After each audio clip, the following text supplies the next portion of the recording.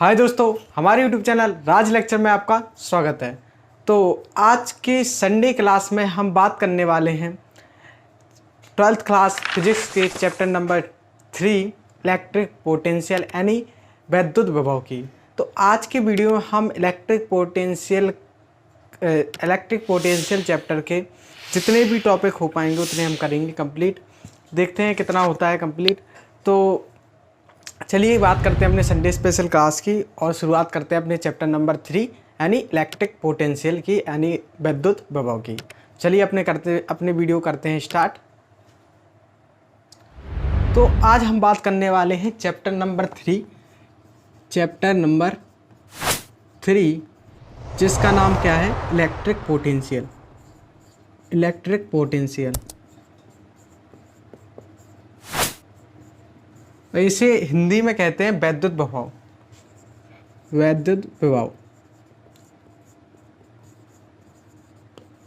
विभव। तो इस चैप्टर की जो हमारी पहली हेडिंग होगी वो होगी वैद्युत विभव, यानी जो हमारा वैद्युत के बारे में हमने तो पढ़ा है, क्योंकि इलेक्ट्रोस्टैटिक्स में हमने अभी आवेश तथा वैद्युत क्षेत्र तथा आवेश पढ़ चुके हैं। और दूसरा चैप्टर हमने गॉस की प्रमेय और तथा वैद्युत फ्लक्स पढ़ा।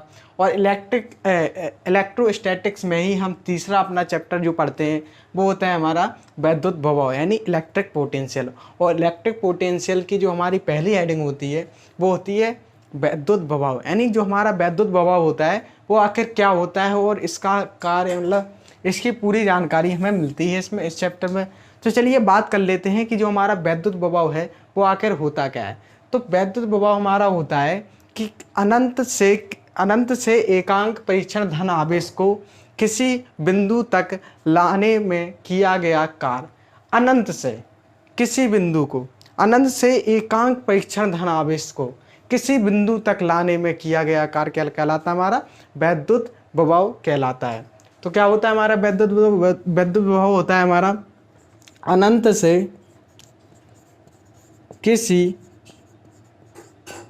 से एकांक परीक्षण धन आवेश को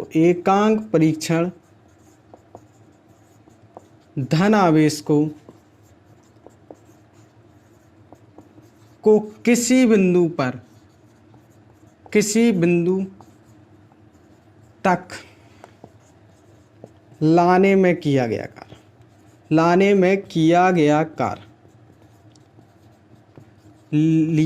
कार्य ही हमारा क्या कहलाता है, वैद्युत विभव कहलाता है। एक बार फिर से, जो अनंत से एकांक परीक्षण धन आवेश को किसी बिंदु तक लाने में किया गया कार्य हमारा वैद्युत विभव कहलाता है। और यहाँ पर अब बात आती है कि जो हम वैद्युत विभव को अनंत से ही मतलब किसी एकांक परीक्षण धन आवेश को अनंत से ही क्यों लाते हैं, इसका आंसर ये होता है, अनंत से लाने का आंसर ये होता है क्योंकि हमने जो अपने इलेक्ट्रिक फील्ड तथा चार्ज में हमने जो एक टॉपिक पढ़ा है क्या, वैद्युत क्षेत्र की तीव्रता, यानी हम उसमें वैद्युत क्षेत्र ज्ञात करते हैं किसी भी आवेश का। तो वहाँ पर क्या होता है, हमने एक सूत्र पढ़ा होता है वैद्युत क्षेत्र की तीव्रता का। क्या होता है, वो होता है E = 1/4 pi epsilon naught into Q/r²। ठीक, तो यहाँ पर क्या होता है हमारा, यहाँ पर जो हमारी वैद्युत क्षेत्र होता है वो किसके डायरेक्टली, यहाँ पर क्या होता है, जो वैद्युत क्षेत्र होता है वो इन्वर्सली प्रोपोर्शनल टू 1/r² के होता है। यानी यदि हम वैद्युत क्षेत्र को बढ़ाते जाएंगे, यानी यदि वैद्युत क्षेत्र बढ़ेगा तो दूरी कम होगी, और यदि दूरी ज़्यादा होगी तो हमारा वैद्युत क्षेत्र क्या होगा, कम। किसी भी आवेश का वैद्युत क्षेत्र कम होगा यदि उसकी दूरी बढ़ा दी जाए। तो इसी कारण से क्या है, हम किसी भी एकांक परीक्षण धन आवेश को क्या करते हैं, अनंत से लाते हैं कि उसका स्वयं का कोई वैद्युत क्षेत्र ना हो, तो इसलिए हम इसको अनंत से लाते हैं। ठीक, तो इस क्वेश्चन का आंसर मिलेगा कि हम किसी भी परीक्षण धन आवेश को वहाँ अनंत से ही क्यों लाते हैं, क्योंकि उस आवेश का खुद का कोई वैद्युत क्षेत्र ना हो। और वैद्युत क्षेत्र कब नहीं होता है, जब वह बहुत दूरी से आए, क्योंकि हमारा क्या होता है, जो वैद्युत क्षेत्र होता है वो होता है दूरी के इन्वर्सली प्रोपोर्शनल, यानी यदि दूरी बढ़ेगी तो हमारा वैद्युत क्षेत्र घटेगा और यदि दूरी घटेगी तो हमारा वैद्युत क्षेत्र बढ़ेगा। ठीक, तो यहाँ से हमने एक चीज़ की बात कर ली कि हमने अनंत से, हम कोई आवेश को अनंत से ही क्यों लाते हैं। ठीक, तो यहाँ हमने एक चीज़ बात कर ली। अब बात करते हैं इसकी जो हमारा वैद्युत क्षेत्र का जो सूत्र होता है वो किस प्रकार आएगा। तो वैद्युत क्षेत्र के लिए, तो यहाँ से हम लिखते हैं वैद्युत क्षेत्र के लिए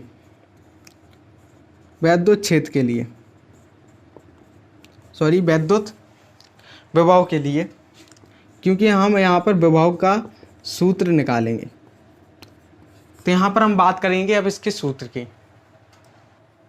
तो यहाँ पर हम इसके सूत्र की बात करते हैं वैद्युत विभव के लिए। तो क्या होगा, हम इसी परिभाषा से देखेंगे अनंत से एकांक परीक्षण धनावेश को। तो हम किसी परीक्षण धनावेश यानी क्यू नॉट को हम क्या लेकर आ रहे हैं, क्यू नॉट को अनंत से लेकर आ रहे हैं। तो वहाँ पर हमारा कार्य क्या करना पड़ रहा है हमें, डब्लू, मतलब क्यू नॉट यानी परीक्षण धनावेश को अनंत से लाने में किया गया कार्य डब्लू। और यदि अब बात आती है यहाँ पर हम एकांक परीक्षण धनावेश, क्योंकि हम जानते हैं एकांक से ही क्यों निकालते हैं हम हर कोई फॉर्मूला एकांक से, क्योंकि हम जानते हैं एकांक से निकाल लेंगे तो हम बाकी सभी से आसानी से निकाल सकते हैं। जैसा कि यदि हम किसी बाज़ार में जाते हैं या आलू खरीदने जाते हैं तो हम उनसे पूछते हैं कितने रुपए किलो आलू हैं, तो वो बताते हैं हमें 5 रुपये किलो आलू। ठीक, एक जनरली बात कर रहा हूँ मैं कि वो कहते हैं 5 रुपये प्रति किलो। ठीक, तो यहाँ से हम अंदाज़ा लगा लेते हैं। तो हम जितने भी, जैसे हमें 5 किलो आलू लेना है तो हम उसमें 5 का गुणा कर देंगे तो हो जाएंगे 55। तो हम क्या निकालते हैं, प्रति एकांक यानी प्रति किलो पर निकालते हैं। ठीक, तो कोई भी दुकानदार हमें प्रति किलो पर इसलिए बताता है क्योंकि हम उससे हम जितने भी किलो लेना हम उसके गुणा करके आसानी से इसको निकाल सकते हैं। इसी प्रकार हम यहाँ पर एकांक का निकालते हैं। यदि हम एकांक आवेश पर निकाल लेते हैं तो हमें जितना भी आवेश दिया होता है उससे हम गुणा करके उसको निकाल सकते हैं। ठीक, तो आप समझ गए हो कि हम एकांक ही को क्यों लेते हैं। तो यहाँ से हमारा क्या है, वैद्युत विभव के लिए बात आती है कि हमें क्यू नॉट यानी परीक्षण धन आवेश को अनंत से लाने में किया गया कार्य डब्लू मान लिया हमने। ठीक, और यहाँ से हमारा क्या आ जाएगा, डब्लू। अब यहाँ से क्या हुआ कि क्यू नोट चूँकि एकांक है तो यहाँ पर यदि हम 1 कूलाम के लिए निकालें, मतलब एकांक आवेश के लिए निकालें तो हमारा क्या हो जाएगा, डब्लू अपॉन क्यू नॉट। क्योंकि हम अब क्या निकाल रहे हैं, एक कूलाम पर, क्योंकि क्यू नॉट में किया गया कार्य क्या है, डब्लू, तो 1 कूलाम पर किया गया कार्य क्या हो जाएगा, डब्लू अपॉन क्यू नॉट। और यही जो हमारा कार्य होता है 1 कूलाम आवेश पर, 1 कूलाम आवेश को किसी अनंत से किसी बिंदु पर लाने में किया गया कार्य ही क्या होता है, हमारा क्या होता है, वैद्युत विभव। तो यहाँ से हमारा हो जाएगा B बराबर आएगा डब्लू अपॉन क्यू नॉट। और यही हमारा क्या होता है, सूत्र। और यह एक कैसी होती है, अदिश राशि होती है। यह हमारी कैसी राशि होती है, यह होती है हमारी राशि अदिश राशि होती है, अदिश राशि होती है। और इसका जो मात्रक होता है वो क्या होता है, इसका जो मात्रक होता है वो होता है वोल्ट या जूल प्रति कूलाम, जूल प्रति कूलाम, वोल्ट या जूल प्रति कूलाम। तो यहाँ से हमें कई बातें पता चली।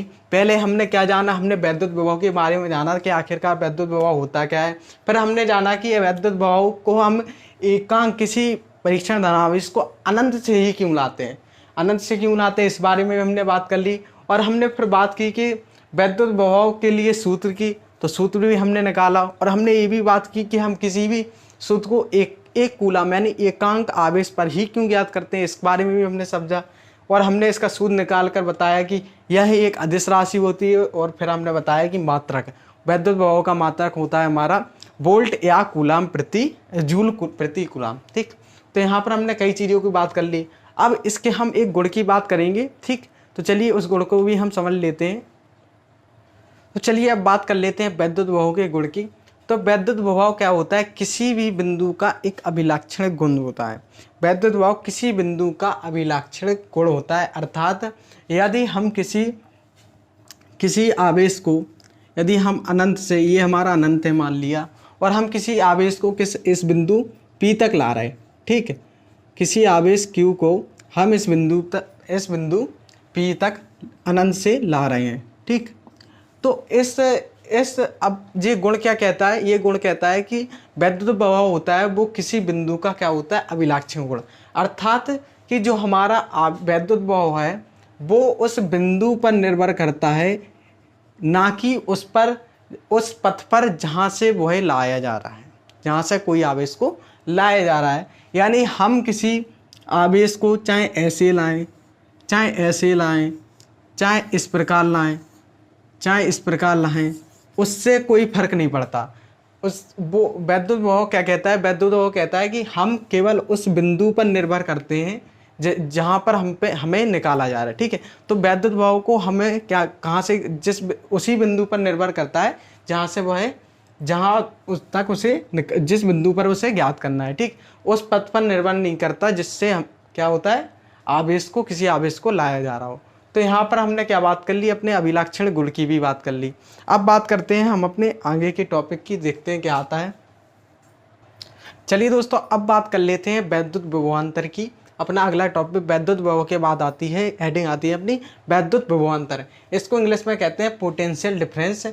तो इसको हम बात करते हैं तो क्या कहती है, वैद्युत क्षेत्र में स्थित किन्हीं दो बिंदुओं के बीच किसी एकांक परीक्षण धनावेश को गति कराने में जो कार्य करना पड़ता है उसे उन बिंदुओं के बीच का विद्युत विभवांतर कहते हैं। इसको चलिए समझते हैं किससे, चित्र के द्वारा इसको समझते हैं।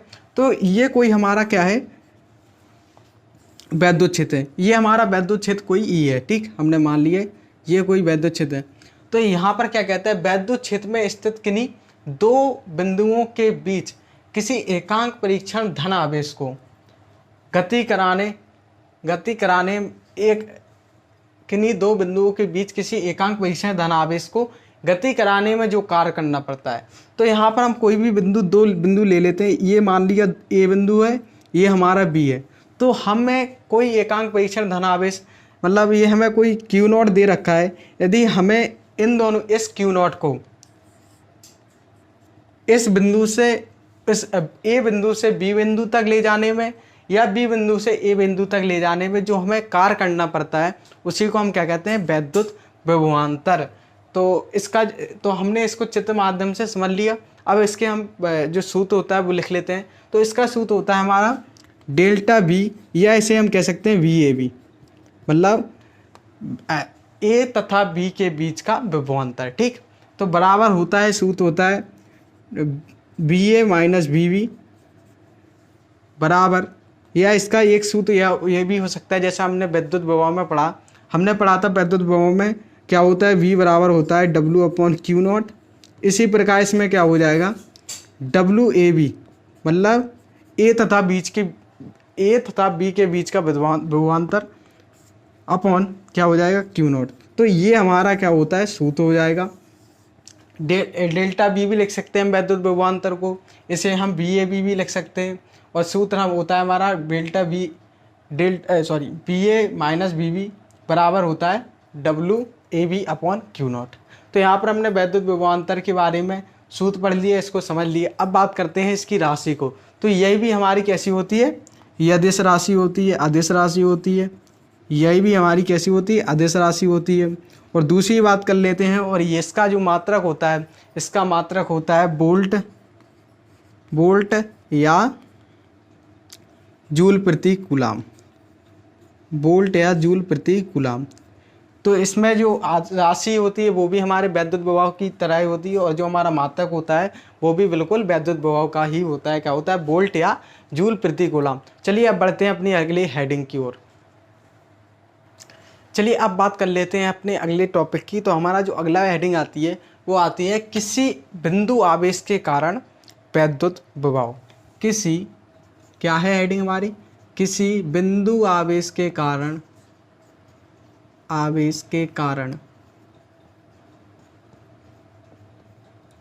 वैद्युत विभव।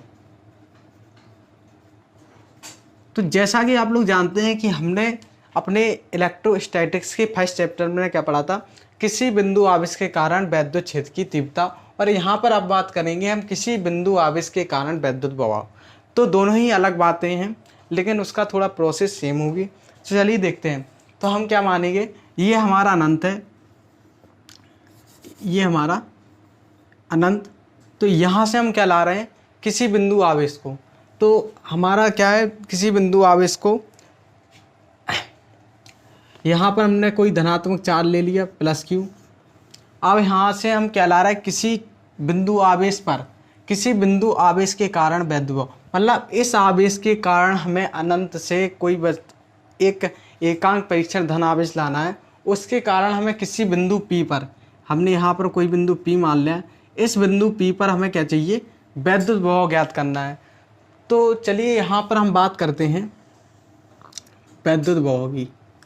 यानी हमें यहाँ से किसी बिंदु आवे यानी प्लस क्यू के कारण हमें बिंदु P पर वैद्युत विभव ज्ञात करना है। तो इसके लिए हम क्या करेंगे, इसके लिए हम क्या करेंगे, यहाँ पर कोई टेस्ट चार्ज क्यू नॉट, ये तो धनात्मक होता है, क्यू नॉट यानी इसको क्या कहते हैं, टेस्ट चार्ज। ये हमारा क्या है, परीक्षण आवेश, ये हमारा टेस्ट चार्ज है। इसको हमें किसी बिंदु पर, बिंदु P पर क्या निकालना है, वैद्युत विभव निकालना है। तो इसके लिए हम करेंगे कि क्यू नॉट, अब यहाँ पर हम क्या करेंगे कि क्यू नॉट को हम कहीं इन दोनों के बीच कहीं पर यहाँ पर ले लेंगे। यहाँ से हम क्या करेंगे, चूँकि हम जानते हैं इसमें हम विभव निकालेंगे तो क्या हो जाएगा हमारा W बराबर, क्योंकि किसी बिंदु में लिया गया, किसी बिंदु तक लाने में किया गया कार्य ही तो हमारा क्या होता है, वैद्युत विभव। तो वैद्युत विभव यानी कार्य हम तो निकाल लेंगे, क्या हो जाएगा W बराबर, हम इससे निकाल सकते हैं F इंटू एक्स। लेकिन हम यह सूत्र नहीं लगा सकते क्योंकि हमारा अनंत से आने में क्या है, जो हमारा F है, जो हमारा क्या है यहाँ पर बल है, वो क्या है, परिवर्तित हो रहा। क्योंकि हम जानते हैं, वो क्या जानते हैं, हम जानते हैं कि जो हमारा बल होता है, वैद्युत बल होता है, वो इन्वर्सली प्रोपोर्शनल टू 1/r² के होता है। यानी जो हमारा दूरी के बढ़ने के साथ हमारा क्या होता है, बल घटता जाता है, और यदि दूरी घटती है तो हमारा जो वैद्युत बल है वह बढ़ता जाता है। तो चूँकि हम क्या है, अनंत से क्या लाते जा रहे हैं, टेस्ट चार्ज को पास लाते जा रहे हैं, तो हमारा जो बल है निरंतर कैसा हो रहा है, बढ़ता जा रहा है। तो यहाँ पर चूँकि परिवर्ती बल होने का कारण हम इसमें सीधा W बराबर Fx नहीं लगा सकते। ठीक, तो यहाँ पर आप लोग समझ गए होंगे कि हम यहाँ पर ये वाला सूत्र क्यों नहीं लगा, क्योंकि हमारा जो बल है वो लगातार परिवर्तित हो रहा है, यानी लगातार बढ़ता जा रहा है अनंत से आते हुए। तो हमने क्या किया, यहाँ से अनंत और इस बिंदु के बीच कहीं अपने टेस्ट चार्ज को लाया, और यहाँ से हमने क्या किया, इसका यहाँ पर आपको दिख नहीं रहा है इसलिए हम इसको थोड़ा और पास ले लेंगे, यहाँ पर क्यू नॉट। अब दिख रहा है, हाँ दिख रहा है। अब यहाँ पर आपको दिख रहा है कि जो हमारा क्यू नॉट है, यहाँ से क्या हो रहा है, हमने क्या किया, अनंत और इस बिंदु के बीच अपने परीक्षण धनावेश को ले लिया। अब यहाँ पर अब हमने क्या किया, इसमें हम क्या करेंगे, बहुत सूक्ष्म विस्थापन करेंगे, इतना सूक्ष्म कि हमें जो बल है वो थोड़ा सा मतलब ज़्यादा परिवर्तन ना आए। तो हम क्या करेंगे, इसमें से हम थोड़ा सा इस क्यू नॉट को हम यहाँ पर क्यू नॉट लिख देंगे। यहाँ पर हमने क्या किया, हमने बहुत ही सूक्ष्म परिवर्तन क्या कर दिया, dx, और हम क्या मान लेंगे, जो यहाँ तक जो हम क्यू नॉट को लाए और प्लस क्यू आवेश से, वो दूरी है हमारी x, और ये दूरी हमारी है r, प्लस क्यू आवेश से बिंदु P तक की दूरी हमारी है r। ठीक, तो यहाँ पर हमने यहाँ पर क्यों लाए, इस आवेश को हम क्यू नॉट को हम अनंत और इस बिंदु के बीच इसलिए लाए क्योंकि हमारा जो बल है वो लगातार परिवर्तित हो रहा, और लगातार परिवर्तित हो रहा, तो इसलिए हम क्या सीधा सूत्र नहीं लगा सकते कार्य का। तो यहाँ पर हम क्या करते हैं, हमें यहाँ पर करते हैं कि इस क्यू नॉट को हम इन दोनों के बीच कहीं रख लेते हैं, और इससे थोड़ा विस्थापन में, यानी इतने dx विस्थापन पे हम इसका जो कार्य है वो निकाल। तो हमारा यहाँ पर क्या होगा, प्लस क्यू आवेश के कारण प्लस क्यू तथा क्यू नॉट के बीच क्या हो जाएगा, हम निकालेंगे यहाँ से प्लस क्यू तथा क्यू नॉट के बीच वैद्युत विभव। चलिए यहाँ से हम बात करेंगे, यहाँ से हम निकालेंगे प्लस क्यू तथा इस क्यू नॉट यानी एकांक परीक्षण धनावेश तथा जो हमारा धनावेश है उसके बीच हम निकालेंगे पहले वैद्युत बल। और इस पर चूंकि जी हमारा परीक्षण आवेश होता है वो होता है धनात्मक, तो और ये भी हमारा धनात्मक है, तो हमारा क्या होगा, ये जो बल है वैद्युत बल वो लगेगा इस साइड, मतलब उसकी प्रतिकर्षित होगा तो बल वहाँ लगेगा अनंत की ओर। तो हमारा यहाँ पर जो हम बल निकालेंगे प्लस क्यू तथा क्यू नॉट के बीच बल, वह होगा हमारा क्या हो जाएगा, एफ बराबर होगा 1/4 pi epsilon naught into Q naught upon x, क्योंकि हमारी जो क्यू नॉट तथा प्लस क्यू के बीच की दूरी है वो क्या है, एक्स। तो हमारा हो जाएगा यहाँ पर एक्स स्क्वायर। तो यहाँ पर हमारा जो बल निकल कर आएगा वो आएगा एफ बराबर 1/4 pi epsilon naught into Q naught upon R square X square. तो यहाँ से हमने ये निकाल लिया। अब यहाँ से हम निकालेंगे कार, क्योंकि हमने यहाँ पर सूक्ष्म विस्थापन कर ही लिया है तो अब कोई दिक्कत नहीं है। अब यहाँ से हम निकालेंगे कार, तो आएगा हमारा अतः कार, निकालते हैं अतः कार हो जाएगा हमारा W, यहाँ पर हमारा कार हो जाएगा W बराबर इंटीग्रेशन करेंगे हमें यहाँ से, तो हो जाएगा हमारा इंटीग्रल, और यहाँ से होगा हमारा एफ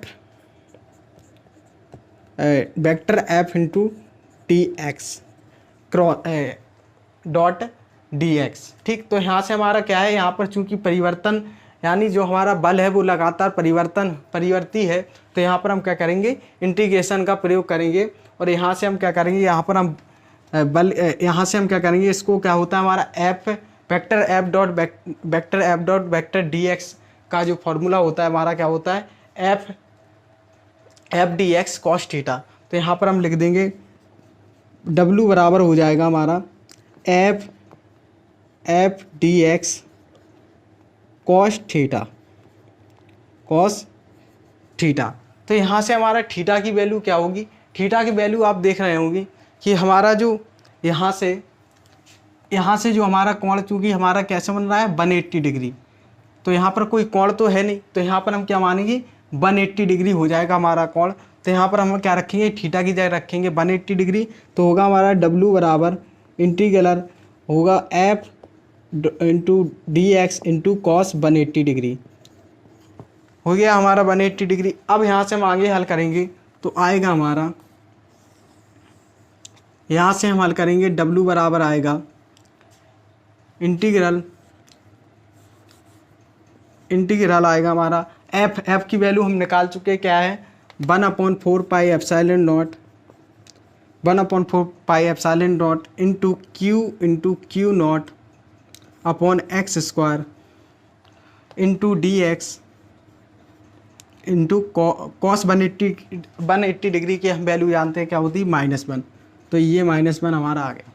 अब हम क्या करेंगे, अब यहाँ से जो हमारी, अब यहाँ पर हम क्या लिखेंगे, फ्रॉम R टू इन्फिनिटी। यहाँ से हम R से यहाँ पर हम लिखेंगे फ्रॉम R टू इन्फिनिटी, यानी R से इन्फिनिटी तक क्या हम निकाले वैद्युत भाव, इसलिए हम यहाँ पर लिखेंगे किया गया कार्य निकालना है, तो हम क्या करेंगे R टू इन्फिनिटी। ठीक, तो हो जाएगा हमारा W बराबर हो जाएगा।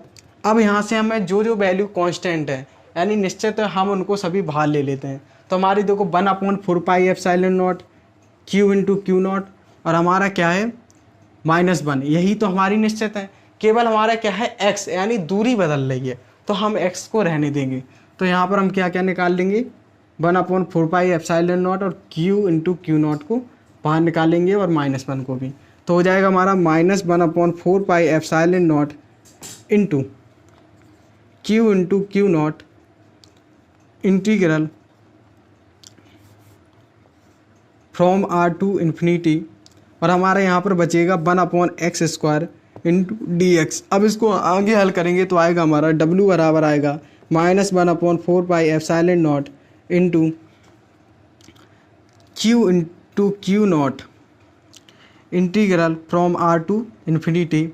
अब यहाँ से हम इसको एक्स स्क्वायर को हम ऊपर ले जाएंगे तो हो जाएगा हमारा x की पावर -2 इंटू डी एक्स। यहाँ से हम इसका इंटीग्रल x की पावर n का सूत्र होता है, वो होता है हमारा ब्रैकेट में x की पावर n+1/n+1। तो ये सूत्र हमारा होता है, हम इस सूत्र का प्रयोग करेंगे तो हमारा हो जाएगा, यहाँ से आएगा W बराबर, यहाँ से हमारा हो जाएगा W बराबर -1/4 pi epsilon naught into Q naught integral from R to infinity. हो जाएगा हमारा क्या हो जाएगा हमारा x की पावर n+1 अपॉन n+1, तो -2 + 1 और dx तो हट ही जाएगा। अब हम बात करेंगे, इसको हल करेंगे आगे, जगह कम है इसलिए आगे हम इसको मिटाते हैं।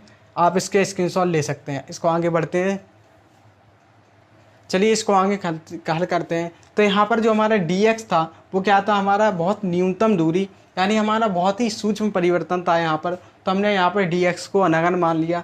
तो यहाँ से हमारा क्या आ गया, w बराबर -1/4πε0 q q naught integral from r to infinity x की पावर -2 + 1 अपॉन -2 + 1। इसको आगे हल करेंगे तो आएगा हमारा w बराबर आएगा -1/4πε0 इंटू q नॉट। तो हो जाएगा हमारा integral from r to infinity क्या होगा, x की पावर -1 -2 से +1 होगा -2 में +1 जोड़ेगा तो 1 जुड़ेगा तो क्या आएगा -1, तो हो जाएगा अपॉन माइनस, और हर में हो जाएगा हमारा -1। अब हम क्या करेंगे, यहाँ से माइनस को बाहर ले जाएंगे तो हमारा जो माइनस से माइनस क्या हो जाएगा, प्लस हो जाएगा। तो आ जाएगा हमारा w बराबर आएगा 1/4πε0 इंटू q नॉट। हो जाएगा हमारा यहाँ से फ्रॉम r टू इन्फिनिटी। और यहाँ से हम क्या करेंगे, अब चूंकि हमारा एक बचा केवल, अब हम क्या करेंगे, x इनवर्स को हम क्या करेंगे, हम क्या लिख सकते हैं, 1/x लिख सकते हैं। ठीक, तो यहाँ पर हमारा हो जाएगा। अब हम क्या करेंगे, जो हमारी यहाँ से लिमिट है क्या है, r टू इन्फिनिटी। अब इसको हम पुट करेंगे तो हम क्या करते हैं, इसको खोलते हैं तो आएगा हमारा 1/4πε0 इंटू q नॉट आ जाएगा। पहले हम क्या रखते हैं, अपर लिमिट को, फिर हम लिखते हैं लोअर लिमिट को। तो हमारी जो अपर लिमिट हो जाएगी क्या हो जाएगी, रखते हैं तो 1/r माइनस, फिर आएगी लोअर लिमिट हमारी क्या है, इन्फिनिटी, तो आएगी 1/∞। और यहाँ से क्या होगा, इसको ब्रैकेट बंद करेंगे। तो अब इसको आगे हल करेंगे तो आएगा हमारा w बराबर 1/4πε0 इंटू q नॉट ब्रैकेट बंद 1/r माइनस 1/∞ का जो हमारा आएगा 0 आएगा। तो हो जाएगा हमारा, यहाँ से आएगा आगे तो w बराबर 1/4πε0 into q naught upon r। ये हमारा क्या आ गया, हमारा आ गया अनंत से किसी परीक्षण धनावेश को बिंदु P तक लाने में किया गया कार्य आ गया। लेकिन अभी हमारा केवल क्या है, कार्य आ गया। अब यहाँ पर हमें निकालना है, क्या निकालना है, वैद्युत प्रभाव। तो वैद्युत प्रभाव का हम सूत्र जानते हैं क्या होता है, V बराबर होता है W/Q0। वहाँ पर हम W की वैल्यू पुट करेंगे और हल कर देंगे तो हमारा क्या आ जाएगा, वैद्युत प्रभाव क्या आ जाएगा, किसी बिंदु आवेश के कारण वैद्युत प्रभाव हमारा निकल कर आ जाएगा। तो चलिए इसको आगे हल करते हैं। इस वाले पार्ट को हम मिटा देंगे और आप चाहें तो इसका स्क्रीनशॉट ले सकते हैं। चलिए अब बात कर लेते हैं हम किसी बिंदु आवेश के कारण वैद्युत प्रभाव। तो हमने यहाँ पर क्या किया था, W यानी कार्य निकाल लिया था, कहाँ से, अनंत से किसी परीक्षण धन आवेश को बिंदु P तक लाने में किया गया कार्य निकाल लिया था। और अब हमें निकालना था प्रभाव। तो अतः हम निकालेंगे, अतः वैद्युत प्रभाव होगा हमारा, फॉर्मूला हम पढ़ चुके हैं। तो फॉर्मूला था हमारा V बराबर था W/Q0। और हमें यहाँ पर क्या करेंगे, W की वैल्यू पुट करेंगे तो हो जाएगा हमारा V बराबर हो जाएगा 1/4πε0 into q naught upon r upon q naught. q naught से q नॉट कैंसिल हो जाएगा तो हमारा बचेगा V बराबर हो जाएगा हमारा, V बराबर हो जाएगा 1/4πε0 इंटू q/r। और यही हमारा क्या होगा, किसी बिंदु आवेश के कारण वैद्युत प्रभाव हमारा होगा V बराबर 1/4πε0 इंटू q/r²। यह हमारे बिल्कुल वैद्युत क्षेत्र की तीव्रता जैसा सूत्र है। लेकिन क्या होता था, वहाँ पर हमारा r² होता था, इसमें हमारा क्या है, r। तो यहाँ पर जो हमने एक बात कर ली किसकी, किसी बिंदु आवेश के कारण वैद्युत प्रभाव की बात कर ली। अब हम आगे चर्चा करेंगे अपने अन्य टॉपिक की। हमारा कौन सी हेडिंग आती है, चलिए अब बात करते हैं अगली। चलिए अब बात कर लेते हैं हम अपने एक बहुत ही इम्पोर्टेंट टॉपिक और बहुत ही छोटे हेडिंग की, वो हमारे क्वेश्चनों में बहुत ही यूज होती है। वो क्या है हमारा, यदि आपसे पूछ लिया जाए कि यदि हमारे यहाँ से पूछ लिया जाए कि हमें क्या 3 आवेश या 4, कितने भी आवेश हो सकते हैं, यदि आपको 3 आवेश Q1 Q2 तथा Q3 दिए जाएं, तो यहाँ से यदि आपसे पूछा जाए कि इस बिंदु पर, यह हमारा क्या है, यह बिंदु P है, तो पूछा जाए कि इस बिंदु P पर क्या पूछ लिया जाए कि बिंदु P पर हमें नेट विभव चाहिए, तो यहाँ से हम कैसे निकालेंगे। तो ये हमारा क्या होता है, इसकी हेडिंग होती है हमारी कई आवेशों कई बिंदु आवेशों के कारण विभव, कई बिंदु आवेशों के कारण विभव, आवेशों के कारण विभव, ये हमारी हेडिंग होती है। यहाँ पर हमें कितने भी आवेश दे सकता है क्वेश्चन में, तो यहाँ से क्या पूछा जाता है कि बिंदु P पर हमें नेट विभव निकालना है। तो हम कैसे निकालेंगे, क्योंकि हम बात कर चुके हैं कि जो हमारा वैद्युत विभव होती है, जो हमारा वैद्युत विभव है वो कैसी राशि है, वो हमारी है एक अदिश राशि, वो एक है अदिश राशि। वैद्युत विभव हमारी कैसी है, एक अदिश राशि है। तो हम इसमें क्या करेंगे, जनरली हमने पढ़ा है कि जब कोई अदिश राशि होती है तो हम उसमें क्या कहते हैं, जोड़ते हैं, तो कैसा बीजगणितीय योग करते हैं, ना कि हम इसमें सदिश गणित का प्रयोग। इसमें हम सदिश गणित का प्रयोग नहीं करेंगे, क्योंकि हमारी वैद्युत विभव क्या है, एक अदिश राशि है, और अदिश राशि में हम क्या करेंगे, बीजगणितीय योग। तो हम क्या करेंगे, हम सिंपली क्या करेंगे, इसमें बिंदु P पर हमें नेट विभव चाहिए, तो सबसे पहले हम बिंदु P पर Q1 आवेश के कारण विभव निकालेंगे, फिर निकालेंगे हम Q2 आवेश के कारण विभव, फिर हम निकालेंगे Q3 आवेश के कारण विभव, और तीनों आवेशों के कारण हम विभव निकालने के बाद हम क्या करेंगे, तीनों को, पहले हमने क्या निकाला, V1 निकाला, फिर हमने V2 निकाल लिया, फिर हमने V3 निकाल लिया। अब तीनों हम आवेशों को जोड़ देंगे तो हमारे यहाँ से क्या आ जाएगा, नेट विभव निकल के आ जाएगा।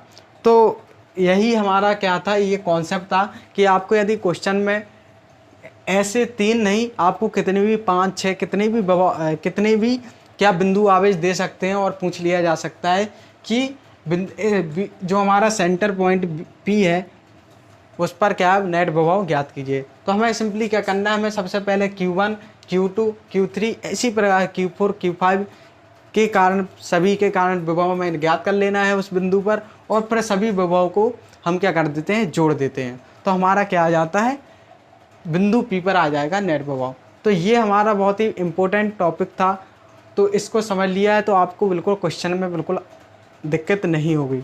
चलिए बढ़ते हैं अपने आगे और बात करते हैं कुछ और टॉपिक्स की। चलिए दोस्तों, अब बात कर लेते हैं हम अगले टॉपिक की। तो हमारा वैद्युत विभव में अगला टॉपिक आता है कि वैद्युत, अब हमें ज्ञात करना है वैद्युत द्विध्रुव के कारण वैद्युत विभव। तो ये हमने विद्युत द्विध्रुव के कारण वैद्युत क्षेत्र की तीव्रताएं भी निकाली हैं। तो अब हमें क्या ज्ञात करना है, अब हमें ज्ञात करना है अपने तीसरे चैप्टर में हमें ज्ञात करना है वैद्युत द्विध्रुव के कारण वैद्युत विभव। तो चलिए बात कर लेते हैं वैद्युत द्विध्रुव के कारण वैद्युत विभव की। तो पहले हमें हेडिंग लिखेंगे वैद्युत द्विध्रुव के कारण वैद्युत विभव, वैद्युत विभव। तो यहाँ पर जो हमारा वैद्युत द्विध्रुव के कारण जो वैद्युत विभव निकलता है वो हमारे 3 प्रकार से निकलता है। क्या निकलता है? 3 प्रकार से। पहला होता है हमारा अक्षीय स्थिति में। पहला कैसा होता है? पहला निकलता है अक्षीय स्थिति में। दूसरी बात करते हैं, फिर हम बात करते हैं निरक्षीय स्थिति में, निरक्षीय स्थिति में। और फिर तीसरी बात आती है, तीसरी बात करते हैं हम किसी बिंदु पर, किसी बिंदु पर। ठीक, तो हम यहाँ पर जो हम वैद्युत द्विध्रुव के कारण जो वैद्युत विभव निकालते हैं वो हम 3 प्रकार से निकालते हैं। पहला निकालते हैं हम अक्षीय स्थिति में, दूसरी बात करते हैं हम निरक्षीय स्थिति में, और तीसरी बात करते हैं हम किसी बिंदु पर। तो हम एक एक करके तीनों ही बिंदुओं पर चर्चा करेंगे।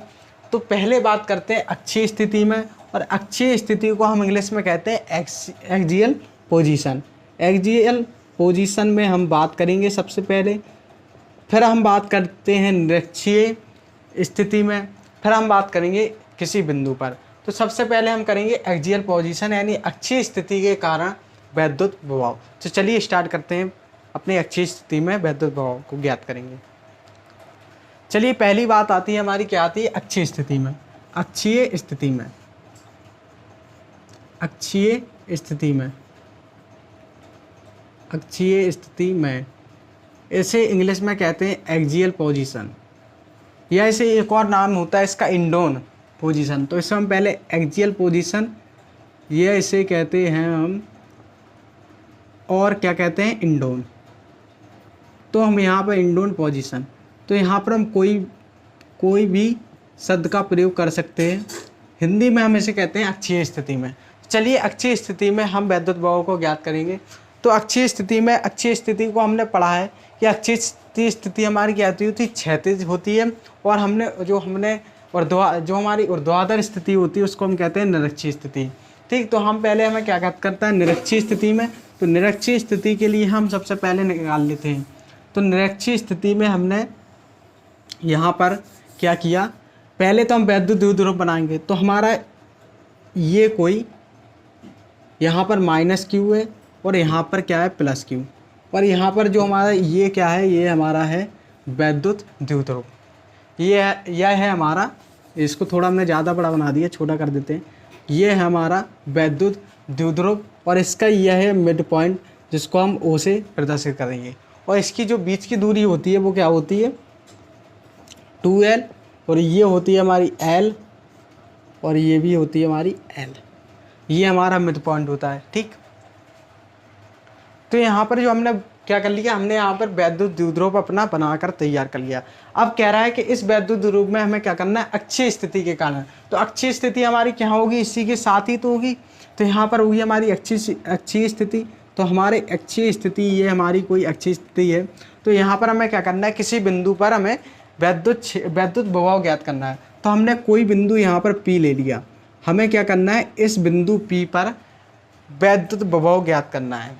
चलिए, तो यहाँ से हम क्या करेंगे, तो यहाँ पर हम भूल जाएंगे कि हम किसी अक्षीय स्थिति में या किसी वैद्युत द्विध्रुव के कारण हम वैद्युत बहाव ज्ञात कर रहे हैं। यहाँ पर हम बात करेंगे कि सबसे पहले हम यहाँ से क्या देख लेंगे, यहाँ पर हम इसको इसी प्रकार हल करेंगे जैसे हमने वैद्युत क्षेत्र की तीव्रता में किया था।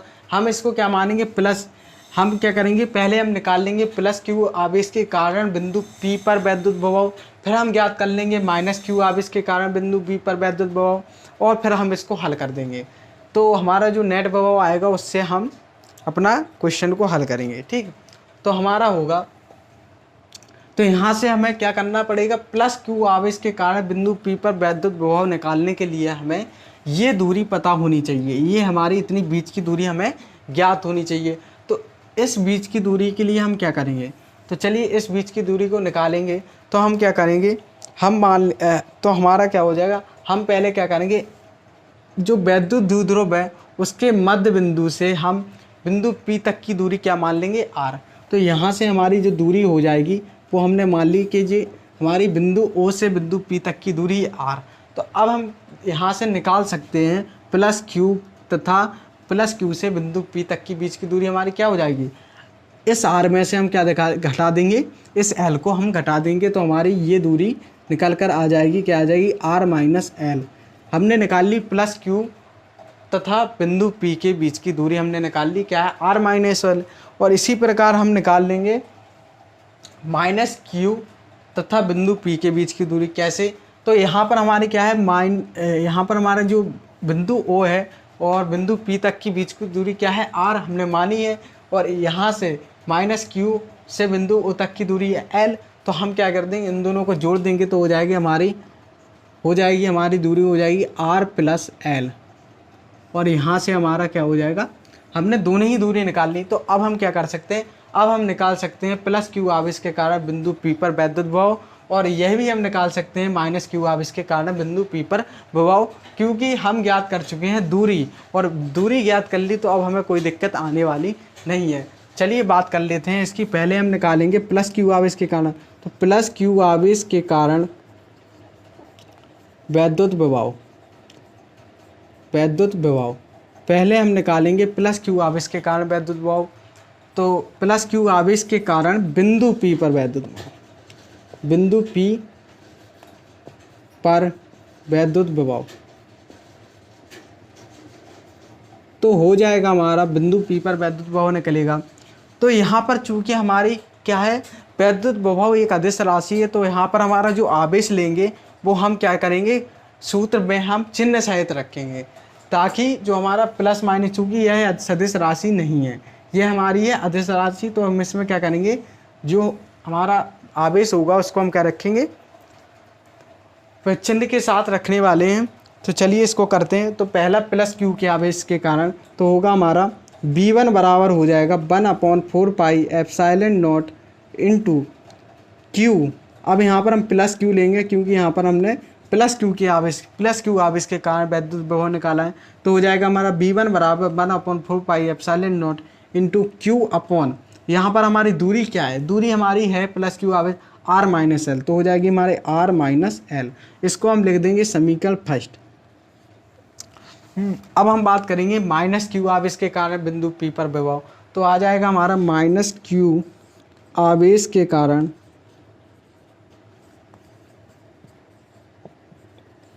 बिंदु P पर वैद्युत विभव। तो यहाँ से हम निकालेंगे माइनस क्यू आवेश के कारण, तो हमारा हो जाएगा V2 बराबर हो जाएगा 1/4 pi epsilon naught into Q. अब यहाँ पर हम क्यू प्लस का नहीं लेंगे, अब यहाँ पर लेंगे हम क्यू माइनस का। तो हो जाएगा माइनस क्यू अपॉन, क्योंकि यही एक अदिश राशि और इसमें हम क्या करते हैं, चिन्ह सहित लेते हैं। तो यहाँ पर हो जाएगा हमारा minus Q upon R plus L, क्योंकि हमारी जो माइनस क्यू से बिंदु P तक की दूरी क्या है, R प्लस एल, जो कि हम ज्ञात कर चुके हैं। वो हो जाएगा हमारा, ये हो जाएगा P2 बराबर हो जाएगा -1/4 pi epsilon naught into Q upon R plus L. इसको कह देंगे हम समीकरण नंबर फर्स्ट। अब बात कर लेते हैं आगे की। तो यहाँ पर अब हमने क्या निकाल लिया, V1 निकाल लिया, V2 यानी हमने निकाल लिया प्लस क्यू आवेश के कारण वैद्युत विभव और माइनस क्यू आवेश के कारण बिंदु P पर वैद्युत विभव। अब बात करेंगे हम नेट विभव की। तो चलिए नेट विभव निकालते हैं, क्या आता है हमारा। चलिए अब हम निकालते हैं इसका नेट विभव। तो नेट विभव के लिए हमने अभी एक इसके पहले जस्ट हेडिंग पढ़ी थी, क्या पढ़ी थी, कई बिंदु आवेशों के कारण वैद्युत विभव। तो हमने पढ़ा था कि हमें कोई भी बिंदु पर जब नेट विभव निकालना होता है तो हम क्या करते हैं, दो जितने भी हमें आवेश दिए होते हैं उनको हम क्या करेंगे, सबसे पहले एक एक कर हम उनमें सभी पर बिंदु P पर आवेश निकाल लेते हैं। फिर हम दोनों जितने भी दे रखे होते हैं सबको जोड़ देते हैं, क्योंकि हमारा क्या होता है, वैद्युत विभव होती है एक अदिश राशि, और अदिश राशि में हम किसका, बीजगणितीय योग का प्रयोग करते हैं, बीजगणितीय योग का प्रयोग करते हैं। तो यहाँ पर हम क्या करेंगे, चूँकि हमें दे रखे थे, दो आवेश दे रखे थे, माइनस क्यू तथा प्लस क्यू। तो यहाँ पर हमने क्या किया, पहले हमने निकाली प्लस क्यू आवेश के कारण बिंदु P पर विभव, फिर हमने ज्ञात कर लिया माइनस क्यू आवेश के कारण बिंदु P पर विभव। अब हम क्या करेंगे, चूँकि हमें नेट विभव चाहिए तो हम दोनों के कारण विभवों को हमने क्या किया, V1 और V2 निकाल लिया। अब हम क्या करेंगे, नेट विभव निकालने के लिए हम क्या कर देंगे, दोनों V1 तथा V2 को जोड़ देंगे, तो हमारा आ जाएगा नेट विभव। चलिए इसको करते हैं। तो हमारा आ जाएगा, हमें चाहिए क्या, बिंदु P पर, अतः आ जाएगा हमारा, अतः बिंदु P पर परिणामी विभव, परिणामी या नेट विभव आ जाएगा P बराबर हो जाएगा हमारा V1 प्लस V2, और V1 हमें ज्ञात है, क्या हमने निकाला, V1 निकाला था 1/4 pi epsilon naught into Q upon R minus L, minus हो जाएगा हमारा, चूँकि यहाँ प्लस यहाँ माइनस का गुणा होगा तो क्या हो जाएगा, माइनस प्लस माइनस माइनस हो जाएगा, और हो जाएगा हमारा 1/4 pi epsilon naught into Q upon R plus L. यहाँ से हमें जो कॉमन मिल रहा है हम उसको ले लेते हैं। तो हमें मिल रहा है कॉमन B बराबर हो जाएगा 1/, हमें मिल रहा है Q कॉमन मिल रहा है, तो Q/4 पाई एप्सिलॉन नॉट इंटू, और हमारा बचता है अंदर 1/R माइनस एल। यहाँ से हमने क्या कॉमन लिया, Q ले लिया, और 1/4 पाई एप्सिलॉन कॉमन लिया, तो यहाँ पर बचेगा 1/R माइनस एल, और यहाँ पर माइनस, अब यहाँ पर भी हमने क्या लिया, Q/4 pi epsilon not common ले लिया, और बचा यहाँ पर 1/R प्लस एल। यहाँ पर हम क्या करेंगे, इसको हल करेंगे, तो आ जाएगा हमारा B बराबर आ जाएगा Q/4 पाई एप्सिलॉन नॉट इंटू, हल करें लासा लें तो आएगा हमारा R माइनस एल ब्रैकेट में R प्लस एल, यहाँ पर हल करें तो आएगा R plus L minus R, R और माइनस का अंदर गुणा होगा तो प्लस एल, तो हो जाएगा हमारा आर माइनस आर से प्लस आर कैंसिल, तो आएगा हमारा बी बराबर हो जाएगा Q upon 4 pi epsilon not, 4 pi epsilon not, 4 pi epsilon naught into ये क्या बन रहा है हमारा, ये बन रहा है हमारा R minus L into R plus L होता है, तो हमारा क्या वर्गांतर का सूत्र बनता है। तो यहाँ से हम इसको सूत्र बनाएंगे तो हो जाएगा हमारा R square minus L square, और यहाँ से हमारा क्या बचता है एल प्लस एल हो जाएगा 2l, और हमारा यहाँ से हो जाएगा ये। अब इसके आगे हम हल करते हैं, चूँकि हमारे पास जगह नहीं है तो हम इस वाले पोर्शन को मिटा देते हैं, तो आप इसका स्क्रीनशॉट ले लीजिए। तो चलिए इसको हम मिटा लेते हैं। अब यहाँ से हम क्या निकाल चुके हैं, हम निकाल चुके हैं b बराबर हम निकाल चुके हैं q upon 4 pi epsilon naught bracket में 2l upon R square minus L square. अब आप लोग ध्यान करें कि आपने पढ़ा होगा वैद्युत द्विध्रुव, जब आपने पढ़ा होगा तो पढ़ा होगा कि जो हमारा वैद्युत द्विध्रुव के बीच की जो दूरी होती है, यानी जो हमारा 2l होती है, वह इतनी सूक्ष्म दूरी होती है को इसको हम नगण्य भी मान सकते हैं। तो यहाँ पर जो हमारी l होगी वो क्या होगी, यहाँ पर एल क्या होती है, बहुत ही सूक्ष्म दूरी। यहाँ पर एक कंडीशन आपको लिखनी होगी, क्या होती है, जो हमारी एल होती है वह आर से बहुत छोटी होती है। तो यहाँ पर हमने जब आपने वैद्युत द्विध्रुव को पढ़ा होगा तो आपने इस कंडीशन को अवश्य पढ़ा होगा कि हमारी जो एल होती है वो आर से बहुत ही सूक्ष्म दूरी होती है। तो जब यदि एल है वो आर से बहुत छोटी होती है तो एल स्क्वायर आर स्क्वायर से तो और ज़्यादा ही छोटी होगी, यानी L square is much less than होगी आर स्क्वायर के। तो यहाँ पर चूँकि एल स्क्वायर आर स्क्वायर से बहुत ही छोटी है दूरी है, तो हम यहाँ पर एल स्क्वायर को नगण्य मान सकते हैं। तो यहाँ पर हम क्या मान लेंगे, एल स्क्वायर को नगण्य मान लेंगे। तो हमारा बचता है यहाँ पर b बराबर आ जाएगा q upon 4 pi epsilon naught into 2l upon R square. अब यहाँ पर हमने एल स्क्वायर को क्यों नहीं लिखा, क्योंकि यहाँ पर हमने एल स्क्वायर को पढ़ा रखा है कि एल स्क्वायर होती है, यहाँ पर दिख नहीं रहा आपको, यहाँ पर लिख ले रहे हैं, यहाँ पर जो हमारी एल स्क्वायर होती है इज मच लेस देन होती है आर स्क्वायर की। तो इस कंडीशन के कारण हमने क्या एल स्क्वायर को मान सकते हैं हम नगण्य। तो एल स्क्वायर को चूँकि हम नगण्य मान सकते हैं तो उसको लिखने की आवश्यकता नहीं, इसलिए यहाँ पर हमने एल स्क्वायर को हटा दिया। अब यहाँ पर बात करते हैं, यहाँ पर आता है q अपॉन, अब इसको हम लिख लेते हैं 1/4 pi epsilon naught into q into 2l upon R square. अब यहाँ से आपने जब वैद्युत द्विध्रुव आघूर्ण पढ़ा होगा, वैद्युत आवेश तथा क्षेत्र में चैप्टर नंबर 1 में पढ़ा होगा वैद्युत द्विध्रुव आघूर्ण। तो वैद्युत द्विध्रुव आघूर्ण का जो सूत्र होता है क्या होता है, P बराबर होता है Q इंटू 2l। क्या होता है, P बराबर होता है Q इंटू 2l। तो क्या हम Q इंटू 2l की जगह क्या लिख सकते हैं, P नहीं लिख सकते हैं, बिल्कुल लिख सकते हैं। तो आ जाएगा हमारा B बराबर आ जाएगा 1/4 pi epsilon naught into P upon R square. और यहाँ से आप लोग देखें तो हमारा जो अक्षीय स्थिति में वैद्युत द्विध्रुव के कारण वैद्युत विभव है वो आ चुका है, वो क्या है, B बराबर होता है 1/4 pi epsilon naught into P upon R square. ये हमारा सूत्र होता है किसकी, अक्षीय स्थिति के कारण वैद्युत विभव। तो यहाँ पर आप इसका स्क्रीनशॉट ले लीजिए, और आई होप आपको ये अच्छी तरह से समझ में आ गया होगा कि जो हमारा अक्षीय स्थिति में यानी एक्सियल पोजीशन में जो वैद्युत विभव आता है वो हम कैसे निकालते हैं। तो यहाँ पर हमने ये डेरिवेशन पूरा हल कर लिया। अब बात करते हैं अपने इसके अगले सेकंड पॉइंट की, क्या है, निरक्षीय स्थिति में वैद्युत विभव को ज्ञात करना। चलिए उसकी भी बात कर लेते हैं। तो जैसा कि हम वैद्युत द्विध्रुव के कारण वैद्युत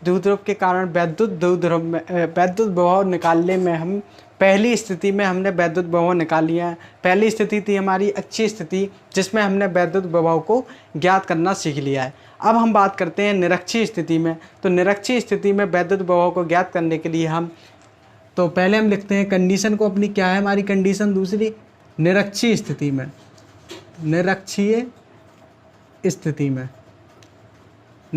स्थिति में इसको इंग्लिश में कहते हैं ब्रॉड ऑन पोजीशन। तो ब्रॉड ऑन पोजीशन में हम क्या निकालेंगे, हम निकालेंगे वैद्युत विभव यानी इलेक्ट्रिक पोटेंशियल हम निकालने वाले हैं। तो यहाँ पर हम क्या करेंगे, सबसे पहले हम अपना बनाएंगे वैद्युत द्विध्रुव। तो वैद्युत द्विध्रुव बनाएंगे तो होगा हमारा वैद्युत द्विध्रुव हो जाएगा, यहाँ से हम बनाएंगे वैद्युत द्विध्रुव। तो हमने यहाँ माइनस क्यू, यहाँ पर प्लस क्यू, और यहाँ पर जो हमारा वैद्युत द्विध्रुव है ये इसका है मध्य बिंदु O मिड पॉइंट, और इसकी जो बीच की दूरी होती है वो हम जानते हैं क्या होती है 2L, और ये हो जाएगी इसी प्रकार हमारी L, और ये हो जाएगी हमारी L। अब यहाँ से हम क्या निकालें, निरक्षीय स्थिति में। तो निरक्षीय स्थिति क्या होती है, हमारी ऊर्ध्वाधर स्थिति होती है। तो ऊर्ध्वाधर में हम किसी बिंदु पर वैद्युत विभव निकालेंगे, और हमने अक्षीय स्थिति में क्या निकाला था, अक्ष पर निकाला। तो हमने यहाँ पर क्षैतिज में निकाला था रखकर किसी बिंदु पर। यहाँ पर चूंकि हम बात कर रहे हैं निरक्षीय स्थिति में, तो यहाँ पर हम लेंगे ऊर्ध्वाधर यानी लंबवत दिशा में हम कोई भी एक बिंदु ले लेंगे, उस पर हम निकाल लेंगे अपना वैद्युत प्रभाव। तो हमने क्या ले लिया ऊर्ध्वाधर स्थिति में हमने एक बिंदु P ले लिया, और हमने क्या करना है, हमें इस बिंदु P पर ज्ञात करना है वैद्युत विभव। तो चलिए करते हैं स्टार्ट अपने टॉपिक को। तो यहाँ से हमने इसको मिला दिया, ठीक। तो यहाँ पर हमें इस R दूरी पर यानी बिंदु O से बिंदु P यानी P तक की दूरी जो R है, मतलब बिंदु O से ऊर्ध्वाधर स्थिति में स्थित किसी बिंदु P तक की दूरी R दूरी पर स्थित बिंदु P पर हमें वैद्युत विभव ज्ञात करना है। हमें क्या ज्ञात करना है, बिंदु O से R दूरी पर स्थित बिंदु P पर क्या निकालना है, वैद्युत विभव, वो भी इस समय निरक्षीय स्थिति में है। तो चलिए करते हैं इसको। तो यहाँ पर क्या करेंगे, सबसे पहले हमें यहाँ पर क्या करना होगा, हमें इन दोनों यहाँ से माइनस Q से बिंदु P तक की दूरी ज्ञात करनी होगी, और क्या ज्ञात करना होगा, प्लस Q से बिंदु P तक की दूरी ज्ञात करनी। क्यों करनी होगी, क्योंकि हम जब सूत्र लगाएंगे अपना माइनस Q आवेश के कारण बिंदु P पर विभव, तो यहाँ पर हमें इस बीच की दूरी की आवश्यकता होगी, और जब हम इसमें भी प्लस Q आवेश के कारण वैद्युत विभव निकालेंगे तो यहाँ भी हमें किसकी आवश्यकता होगी, बीच की दूरी की आवश्यकता होगी। तो यहाँ पर हम सबसे पहले माइनस Q से बिंदु B तक की दूरी याद करेंगे, और प्लस Q से बिंदु P तक की दूरी याद करेंगे, फिर हम आगे की बात करेंगे। तो यहाँ पर आप लोग देख रहे हैं ये लंबवत है, तो यहाँ पर 90 डिग्री का कोण बनेगा, और यहाँ से यदि हम इन दोनों आवेशों को बिंदु P से मिलाएं तो ये आप देख रहे होंगे कि ये हमारा एक समकोण बन रहा है, और ये भी हमारा समकोण बन रहा है। और यहाँ पर हमारी जो लंब है वो क्या है, R, और जो हमारा आधार है वो L, और इसमें भी आधार है L, और इसका भी लंब क्या है R। तो हमारे क्या है, दोनों समकोण त्रिभुज बिल्कुल समान है। तो जो दूरी हमारी ये होगी वही दूरी हमारी क्या होगी, ये होगी। तो यहाँ पर चलिए, तो हम कोई भी एक दूरी निकाल लें तो हमारी दूसरी दूरी ऑटोमेटिक आ जाएगी। तो यदि हम इसमें पाइथागोरस प्रमेय का प्रयोग करेंगे तो यहाँ से इसकी दूरी निकल कर आएगी, वो आएगी root R square plus L square. तो आप लोग इसको पाइथागोरस प्रमेय द्वारा हल करके देख सकते हैं, आपकी दूरी यही निकलने वाली है। इसी प्रकार आप यदि इसमें भी लगाएंगे तो यहाँ पर इस त्रिभुज में भी यहाँ पर लगाएंगे तो हमारा क्या निकल के आएगा, R स्क्वायर निकल के आएगा, root R square plus L square. तो यहाँ पर हमने दोनों ही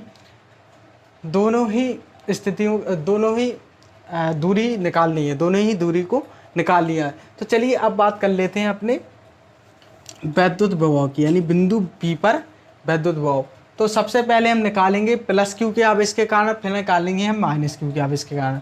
तो सबसे पहले निकालेंगे प्लस Q के कारण बिंदु P पर विभव।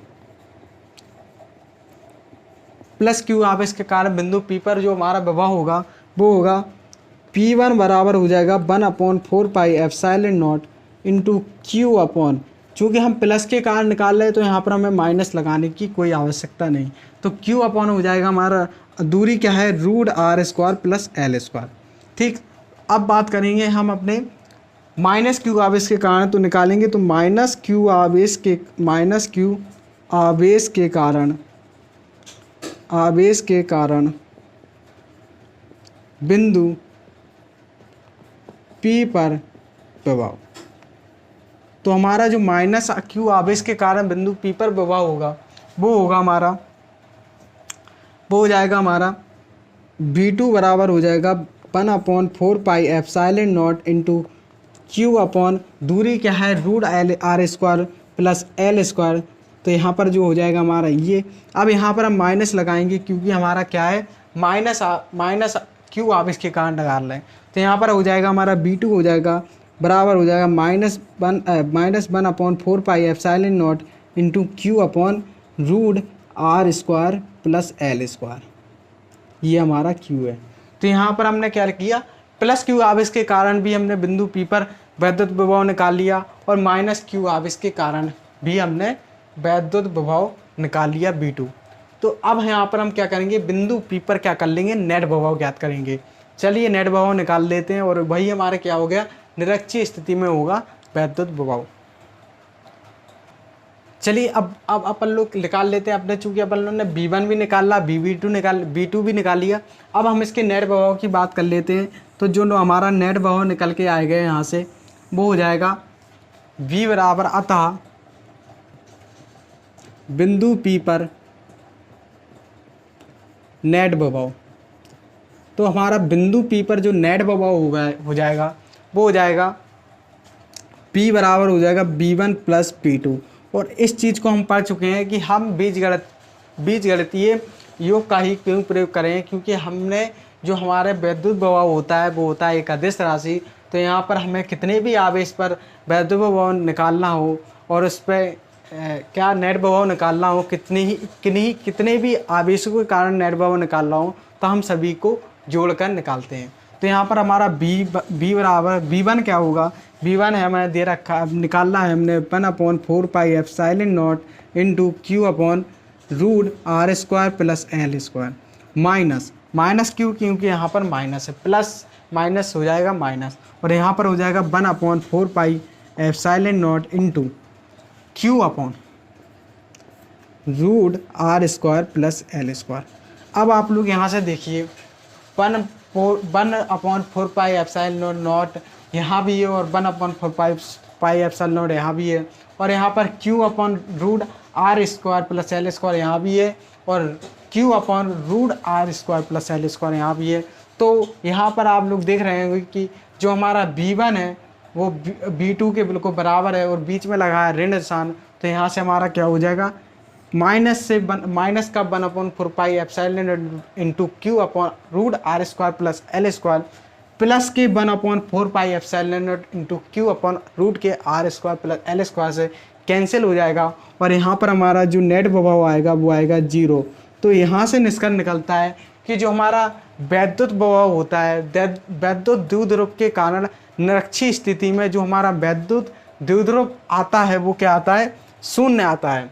यानी हम इसका मतलब क्या निकल रहा है, यदि हम वैद्युत द्विध्रुव में निरक्षीय स्थिति में कहीं भी बिंदु लें और उस पर हम वैद्युत विभव निकालें, जरूरी नहीं हम यहाँ भी कोई बिंदु लेंगे और यहाँ पर हम वैद्युत द्विध्रुव हम वैद्युत विभव निकालेंगे, वो भी किसमें, निरक्षीय स्थिति में, तो यहाँ भी हमारा शून्य आएगा। और इसका अर्थ ये भी निकलता है कि हमारा यहाँ भी शून्य आएगा। और यदि हम कहीं भी इसके ऊपर भी लें तो यहाँ पर हमारा क्या आएगा, शून्य। लेकिन किसमें, निरक्षीय स्थिति में, वो भी काहे कि वैद्युत द्विध्रुव में निरक्षीय स्थिति के कारण वैद्युत विभव हमेशा क्या होता है, शून्य होता है। यानी V बराबर हमारा कैसा आएगा, हमेशा शून्य आएगा। और हमारा अक्षीय स्थिति में क्या होता है, अक्षीय स्थिति में हमने निकाला था क्या होता है, V बराबर होता है 1/4 pi epsilon naught into Q upon into P upon r square.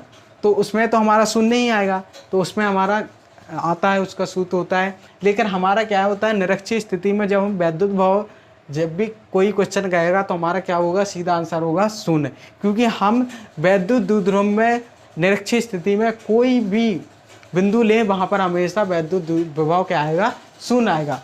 चलिए यहाँ पर हमने दूसरी कंडीशन को भी पढ़ लिया। अब हम बात करते हैं तीसरी कंडीशन की। वो क्या है, किसी बिंदु के लिए किसी सामान्य बिंदु पर क्या होगा, वैद्युत विभव निकालेंगे। चलिए निकाल लेते हैं उस पर भी। चलिए दोस्तों अब बात कर लेते हैं अपने तीसरी कंडीशन की। तो जो हमारी तीसरी कंडीशन है वो होती है किसी सामान्य बिंदु पर वैद्युत विभव, किसी सामान्य सामान्य बिंदु पर वैद्युत विभव, हमें किसी सामान्य बिंदु पर क्या निकालना है, वैद्युत विभव ज्ञात करना है। तो यहाँ पर हम क्या करेंगे, यहाँ पर ना हम कोई वैद्युत द्विध्रुव बनाएंगे, कुछ नहीं करेंगे, हम यहाँ पर करेंगे वैद्युत द्विध्रुव आघूर्ण का प्रयोग। हम यहाँ पर वैद्युत द्विध्रुव का भी प्रयोग करके कर सकते हैं, लेकिन उसका अर्थ हमारा वैद्युत द्विध्रुव आघूर्ण से ही निकलता है। तो क्योंकि हमारा वैद्युत द्विध्रुव क्या होता है, पहले हम बनाते हैं -q और बनाते हैं +q, तो हमारा क्या होता है, और हम जानते हैं कि हमारा जो वैद्युत द्विध्रुव आघूर्ण की दिशा होती है वो होती है -q से +q की ओर। तो हम यहाँ पर क्या करेंगे, वैद्युत द्विध्रुव आघूर्ण का प्रयोग करेंगे, क्योंकि इससे हमारा क्वेश्चन समझने में बहुत ही आसान हो जाता है। तो यहाँ पर करेंगे हम वैद्युत द्विध्रुव आघूर्ण। सबसे पहले हम बना लेते हैं वैद्युत द्विध्रुव आघूर्ण। तो क्या है हमारा P, ये हमारा क्या है P, चूँकि इसकी दशा होती है -q से माइनस आवेश से प्लस आवेश की ओर, तो हमारा वैद्युत द्विध्रुव आघूर्ण की दिशा होगी वो होगी माइनस से प्लस की ओर है। अब यहाँ पर हम क्या निकाल रहे हैं, किसी सामान्य बिंदु पर, तो हम यहाँ पर कोई भी बिंदु, हमने यहाँ पर कोई बिंदु P ले लिया, हमें इस बिंदु पर क्या निकालना है, हमें इस बिंदु पर निकालना है वैद्युत विभव। तो इसके लिए हमारा क्या होगा, हमने यहाँ से एक बिंदु O, यानी इसका मिड पॉइंट भी हम कह सकते हैं, तो इस बिंदु O से हमने क्या किया, ये मान लीजिए ये r दूरी पर स्थित है। ये बिंदु P, हमारा कोई भी बिंदु P है वो क्या है, बिंदु O से r दूरी पर स्थित है, और ये वैद्युत द्विध्रुव आघूर्ण से कितने कोण पर है, थीटा कोण पर है। हमने मान लिया कि हमारा जो बिंदु P है वो बिंदु O से r दूरी पर है और वैद्युत द्विध्रुव आघूर्ण से थीटा कोण पर स्थित है। तो हमने एक जब यहाँ पर यहाँ पर हम एक यूज करेंगे कोणीय ज्यामिति। तो यहाँ पर जो कोणीय ज्यामिति में हम जब पढ़ते हैं, तो जब कोई बिंदु किस पर किसी भी क्षेत्र में थीटा कोण पर स्थित हो और क्या r दूरी पर स्थित हो, तो हमारा यहाँ पर जो बिंदु का निर्देशांक हो जाता है वो हो जाता है हमारा r, थीटा। तो यहाँ से हमारा क्या हो जाता है r, थीटा, या इसे हम कहते हैं कोणीय निर्देशांक। तो इस पर हमें ज़्यादा विचार नहीं करना, हम इसको समझ लेंगे सीधा कि यहाँ पर जो थीटा कोण है और यहाँ पर जो r दूरी पर स्थित है, क्या है, बिंदु P है, बिंदु O से थीटा कोण पर तथा r दूरी पर स्थित है, इसलिए यहाँ पर बिंदु P का निर्देशांक क्या हो गया, r, थीटा, और ये कहाँ से हुआ, कोणीय निर्देशांक से। ठीक, जब हम कोणीय निर्देशांक यानी कोणीय ज्यामिति पढ़ते हैं तो हमें तब इस चीज़ को पढ़ाया जाता है, तो इस पर हमें ज़्यादा गहन चर्चा नहीं करनी है। तो यहाँ पर हमारा बिंदु P के निर्देशांक आ गए r, थीटा। अब हम क्या करेंगे, अब हम यहाँ से करेंगे जो हमारा P है वो क्या है, P है, ये हमारा क्या है, वैद्युत द्विध्रुव आघूर्ण। अब क्या करेंगे, हम इसको वियोजित करेंगे।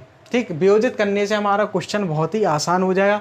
वियोजित करने से हम क्या करेंगे, जो हमने अभी दो कंडीशन शुरू की पढ़ी, क्या, अक्षीय स्थिति में और निरक्षीय स्थिति में, उन दोनों कंडीशनों का प्रयोग करके हम क्या निकाल लेंगे, बिंदु P पर ये हमारा क्या है, ये हमारा स्मॉल p है, ये हमारा स्मॉल है, ये हमारा कैपिटल P है। आप लोग कंफ्यूज हो रहे हैं, चलिए इसे हम समझने के लिए इसे हम A डाल लेते हैं। ठीक, यहाँ पर ये हमारा A है, लेकिन क्या है, वैद्युत द्विध्रुव आघूर्ण है। ठीक, तो यहाँ पर हमारा ये P, ठीक, आप कंफ्यूज ना हो इसलिए, तो हमारा ये A है। ठीक, तो अब हम क्या करेंगे, अपने इस A को, इसको मान लेते हैं, ये सही नहीं है, इसको, इस बिंदु को हमने A मान लिया, इसको हम P ही रहने देते हैं। ठीक, तो यहाँ पर हमारा जो P है उसको हम क्या कर देंगे, वियोजित कर देंगे। ठीक है, तो इसको वियोजित करेंगे तो हमारा क्या हो जाएगा, क्योंकि ये थीटा कोण पर है तो यहाँ पर हमारा क्या हो जाएगा, ये हो जाएगा हमारा एक घटक बन जाएगा हमारा P cos थीटा, और इसके लंबवत क्या हो जाएगा, हमारा एक दूसरा घटक बन जाएगा, क्या हो जाएगा हमारा दूसरा घटक, वो हो जाएगा P sin थीटा। तो यहाँ पर एक जनरली बात होती है कि जिस भी बिंदु को हम वियोजित करते हैं वो किसी भी रेखा के साथ थीटा कोण पर यदि किसी भी कोण पर बनाए तो उसे हम क्या लिख देते हैं, उसी को हम P cos थीटा लिखते हैं, यानी cos थीटा में चेंज करते हैं, और उसके लंबवत जो होता है उसे हम P sin थीटा लिखते हैं। तो इसको आपने सदिश गणित में पढ़ा होगा, सदिशों के वियोजन में, तो इसके बारे में ज़्यादा जानकारी हमें देने की आवश्यकता नहीं है। तो इसके आगे बढ़ेंगे तो हमारा हमने इसको वियोजित कर लिया। अब हम देखते हैं कि जो हमारा P cos थीटा है, अब हमें क्या करना है, बिंदु A पर क्या निकालना है, विभव निकालना है।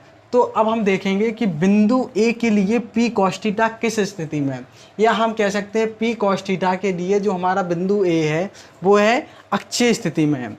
कैसी है, अक्षीय स्थिति में है। तो हम यहाँ से लिखेंगे, हम यहाँ लिखेंगे चूँकि P cos थीटा चूँकि P cos थीटा के लिए बिंदु A P cos थीटा के लिए बिंदु A कैसा है, अक्षीय स्थिति में है, अक्षीय स्थिति में है। कैसा है, अक्षीय स्थिति में है।